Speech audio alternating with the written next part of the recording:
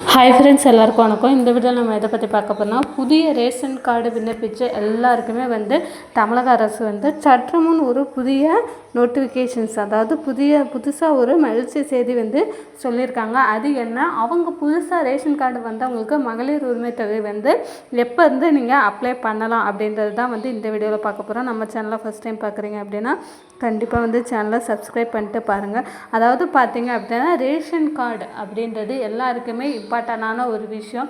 இதில் பார்த்தீங்க அப்படின்னா, இதில் இந்த மகளிர் உரிமை தொகை கொடுத்ததுக்கு அப்புறம் நிறைய பேர் ஒரு ரேஷன் கார்டுலேருந்து பேரை நீக்கிட்டு தனித்தனியாக ரேஷன் கார்டு அப்ளை பண்ணியிருக்காங்க.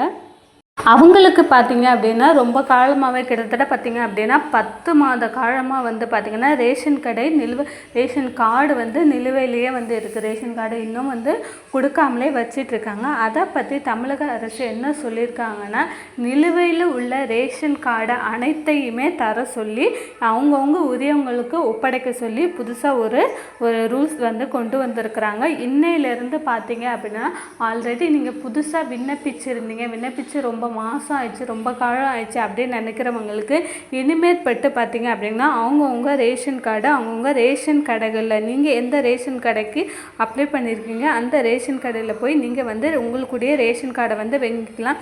கண்டிப்பாக நீங்கள் புதுசாக விண்ணப்பிச்சிருந்தீங்க அப்படின்னா போய் உங்களுடைய ரேஷன் கடையில் போய் கேட்டிங்க அப்படின்னாலே தந்துடுவாங்க. ஒன்ஸ் நீங்கள் வெப்சைட்டில் போயிட்டு செக் பண்ணி பாருங்கள். உங்களுக்கான ரேஷன் கார்டு ஸ்டேட்டஸ் செக் பண்ணிவிட்டு அதுக்கப்புறமா போய் கேளுங்க. அதுக்கப்புறமா பார்த்திங்கன்னா முக்கியமான ஒரு விஷயம், மகளிர் உரிமை தொகை, அதாவது புதுசாக ரேஷன் கார்டு வாங்கியிருக்கிறவங்க எப்போ இருந்து நீங்கள் மகளிர் உரிமை தொகைக்கு நீங்கள் அப்ளை பண்ணலாம் அப்படின்னு சொல்லி ஆல்ரெடி நியூஸ் விட்டுருந்தாங்க ஜூன் மாதத்துலேருந்து. ஆனால் இப்போ பார்த்தீங்க அப்படின்னா ஜூலை 15லேருந்து புதிதாக மகளிர் உரிமை தொகைக்கு நீங்கள் விண்ணப்பிக்கலாம். அது இது வரைக்கும் நான் மகளிர் உரிமை தொகையை வாங்கலாம் அப்படின்னு நினைக்கிறவங்க பார்த்தீங்க அப்படின்னா ஜூலை 15ஆம் தேதியிலேருந்து புதிதாக நீங்கள் விண்ணப்பித்து மகளிர் உரிமை தொகை வாங்கியிருந்தோம். இது எல்லாருக்குமே பொருந்துங்க. யார் யார் புதுசாக நீங்கள் அப்ளை பண்ணிருக்கீங்களோ அவங்க எல்லாருக்குமே பார்த்தீங்க அப்படின்னா மகளிர் உரிமை தொகை கிடைக்கும்.